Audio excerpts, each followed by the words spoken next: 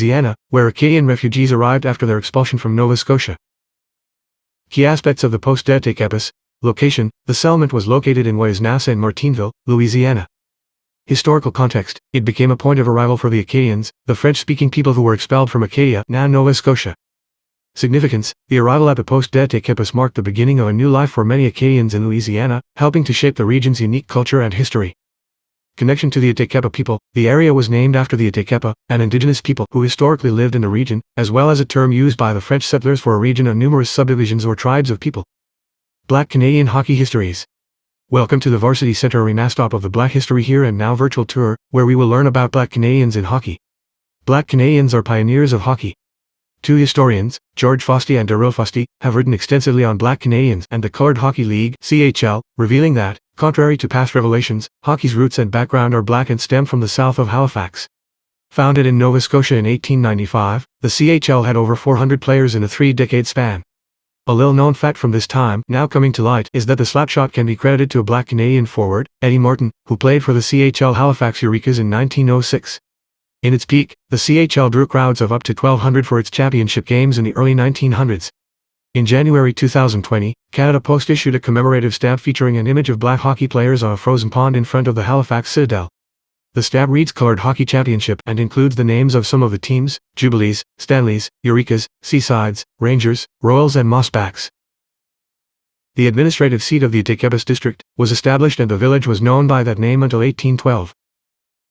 Toussaint Yaquet 1680-7th great-grandfather less than Jean Yaquet Lachapelle 1706-1810 son of Toussaint Yaquet François Hyacinthe Yaquet 1748-1810 son of Jean Yaquet Lachapelle Jean-Baptiste Yaquet 1808-1870 son of François Hyacinthe Yaquet less than Jean-Baptiste Jolivet Alexandre Yaquet 1836-1899 son of Jean-Baptiste Yaquet Albert Yaquet 1861-1919 son of Jean-Baptiste Jolivet Alexandre Yaquet. Present-day Nova Scotia, Canada. Matthew da Costa, born c. 1589, is believed to be the first recorded Niger, Moor, Ethiopian colored person in what is now Canada. Present-day Nova Scotia, Canada. He was a free black man of Moorish descent, likely born in the Caribbean or in Europe Isles, and arrived in Nova Scotia in the early 17th century. While little is known of his life, court records in Europe show he was a translator for Portuguese, British, French and Dutch traders in North America. He spoke multiple languages, including Portuguese, French, Pidgin, and likely several indigenous languages. He became an interpreter for the French explorers and settlers of what is now Canada, helping bridge the language gap between the French and indigenous peoples, particularly the Mi'kmaq. His role was essential in establishing early relationships between the European settlers and the indigenous nations in the region. He lived in Port Royal, NS, which was one of the first European settlements. He died in Quebec in 1619. The name Nova Scotia comes from the Latin phrase Nova Scotia, which means New Scotland. The name was given in 1621 by Sir William Alexander to King James VI of Scotland after the king granted him the rights to establish a Scottish colony in the region. The use of the Latin form of the name was maintained in the original charter. Key points about the name's origin: Latin origin, Nova is Latin for new, and Scotia is the Latin word for Scotland. Sir William Alexander, a Scottish nobleman who received a charter to establish a Scottish colony in the area. King James VI granted the land to Alexander and approved the Latin name. Purpose: the name reflected the intent to create a new Scotland as a Scottish territory in North America. Acadian refugees began arriving in the mid-1760s, followed by an influx of royalists fleeing the French Revolution and of planters fleeing the Haitian Revolution. These wealthy French families brought to Saint-Martinville grand balls, gala weddings, the opera and other finer things during the summer months when the heat became unbearable in New Orleans. Most of the buildings around the historic European-style square date back to the 19th century, including Saint Martin de Tours Catholic Church, built in the 1840s and open daily for visits. In 1755, the English governor of Canada issued an ultimatum to the Acadians to swear allegiance to the British Crown and forsake their Catholic faith or be exiled. Acadian expulsion, also known as the Grand Dérangement, and racial expulsions in New Iberia, Louisiana. While both involved forced displacement, they were distinct events. The Acadian expulsion was a mid-18th century deportation of French-speaking Acadians from British Nova Scotia, and the New Iberia racial expulsion was a 1944 incident where a local sheriff banished civil rights leaders, including black and mulatto individuals, from the city. Acadian expulsion, Le Grand Dérangement, what it was, the forced deportation and scattering of the Acadians, a French-speaking population in what is now Nova Scotia, by British colonial authorities from 1755 to 1763. Why it happened: the Acadians refused to pledge an unconditional oath of allegiance to the British Crown, which would have forced them to fight against France. Who was affected? Primarily French-speaking Acadians, but this group included people of various backgrounds who had settled in the region. Keywords: French, Acadian, Nova Scotia, deportation, Grand Arrangement. New Iberia, LA racial expulsion. What it was: the expulsion of civil rights leaders, including black and mulatto individuals, from New Iberia, Louisiana, in 1944. Why it happened: the civil rights leaders were banished after complaining to officials about the sheriff's actions against black residents. Who was affected? Black and mulatto community members, specifically civil rights leaders. Keywords: New Iberia, Louisiana, 1944, civil rights, mulatto, racial expulsion. The terms Acadian and mulatto are distinct, but people might link them due to the following: immortalized the tragedy of the Acadian exile from Nova Scotia in 1755. The Téquépes territory began in the early 1700s, and in 1756 the French established a trading post, Poste de Téquépes, along a section of Bayou Teque that would eventually become known as Saint-Martinville. Misinterpretation of terms: someone unfamiliar with the history might incorrectly associate the mulatto term with the Acadians. Similar events: the Acadians were dispersed to various locations, and some were sent to Louisiana. Therefore, when the New Iberia racial expulsion is also discussed, a misunderstanding may arise that the two events are connected or similar in some way. Geographical overlap: some Acadians eventually settled in Louisiana. Therefore, the mention of a racial expulsion in Louisiana could lead to a misremembered connection.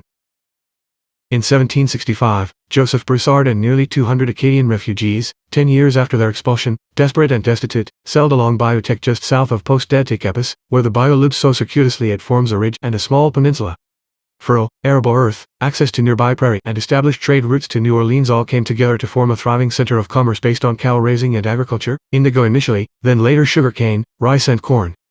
People of Indian/Moorish descent have lived in the Bayou Teque corridor for as long as Europeans have, predating the arrival of the Acadians in the area by decades. For almost 150 years, enslaved people, mostly from the Senegamian region of Moorish port kingdoms of West Africa, were taken to Louisiana and forced to provide labor for emerging cow ranches and plantations. Saint-Martinville: most Acadians continued to operate as poor subsistence farmers, growing only enough for themselves and extended family, but there developed in St. Martin Parish a group of slave-owning cotton and sugarcane planters, including wealthy landowners from England and Europe, who settled there after the Louisiana Purchase. Between 1760 and 1860, enslaved people constituted at least a third of the parish's population. A small but prosperous class of free people of color, having obtained their freedom under certain provisions of French or Spanish law, became landowners, tradesmen and businessmen. One need look no further than Zydeco music, Okra Gummo or the Louisiana Creole language itself, all of which have their roots in native, West African and European traditions, to see how the unique culture of St. Martin Parish is a reflection of the diverse generations who have called Bayou Teque their home. This oak marks the legendary meeting place of Emmeline Labiche and Louis Arsenault, the counterparts of Evangeline and Gabriel.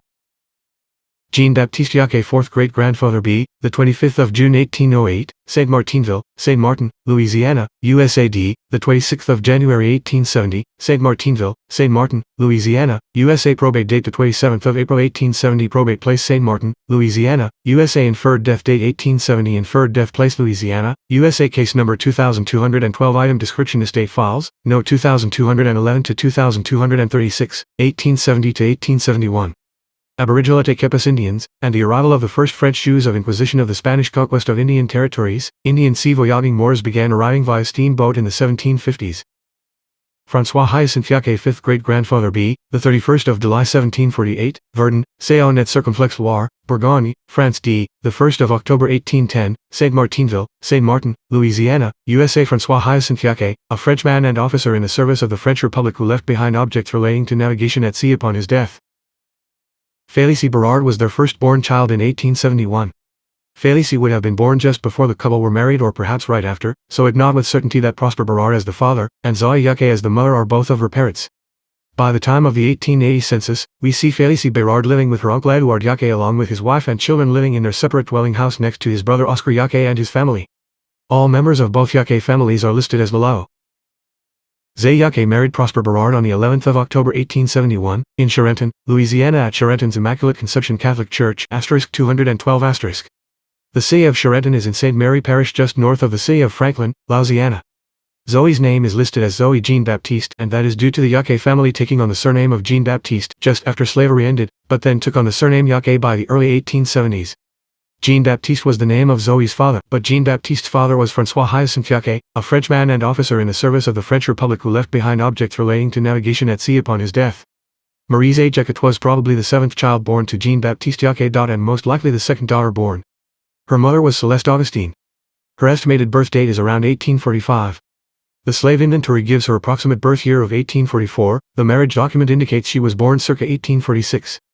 The 1870 census appears to be the least reliable source as it puts her birth year at 1855.